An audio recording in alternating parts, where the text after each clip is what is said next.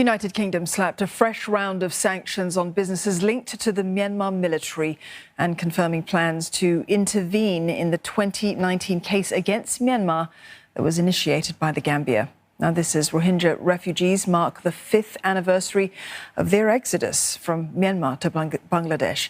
UK Minister for Asia, Amanda Milling, says that these moves signal the country's continued commitment to hold the Myanmar military government accountable for their actions, and that it continues to stand in solidarity with the Rohingya people.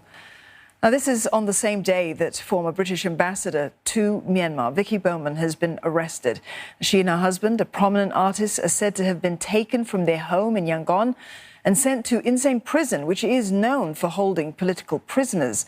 Local media say that the pair have been charged with immigration offences and they face up to 5 years in prison. Myanmar's government has made no comment. The British embassy in Yangon says that it's concerned over the arrest of a British woman in Myanmar and is providing consular assistance, but it didn't name the individual in question. Laura Makin-Isherwood joins us live now from London for more on this story. Laura, let's start with Ms. Bowman's alleged arrest. What are the implications for bilateral relations here?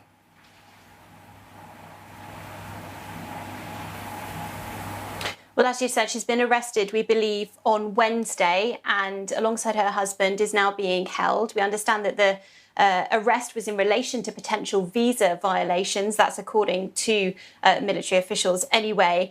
And the implication could be that they may face around 5 years in prison. Now, there have been statements issued by the British Embassy, those saying that they're going to provide consular assistance to the pair. They are concerned about them. But we know, of course, that this comes just a short time before, that arrest came a short time before, some sanctions were also placed on Myanmar as well. The UK government is imposing sanctions on businesses that are linked to the military, trying to effectively freeze out any revenue and assets being able to be pushed towards the military.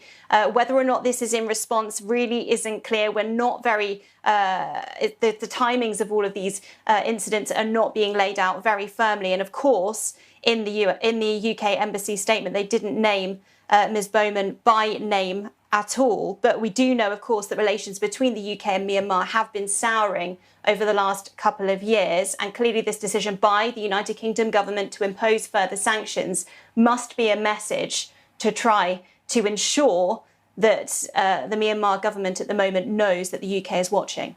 And meantime, Laura, what impact can we expect on that 2019, the Gambia versus Myanmar case with Britain's involvement?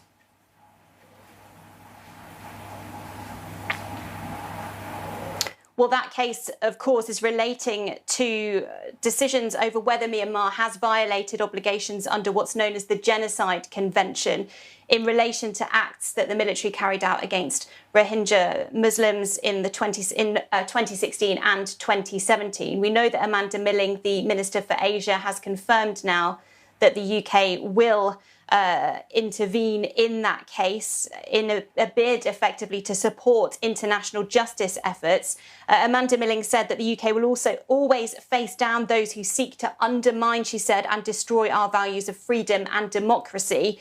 5 years on, she said, we continue to stand in solidarity with the Rohingya people and condemn the Myanmar Armed Forces' horrific campaign of ethnic cleansing, she says. Now, Myanmar hasn't released any kind of statement in relation to this, but obviously the UK is making it clear that they are going to stand firm. They are going to continue with their involvement in this case. And this decision obviously comes at a time following that arrest. And I imagine there will be more pages to turn in this story. Laura, thank you for that. Laura Makin-Isherwood there reporting live from London.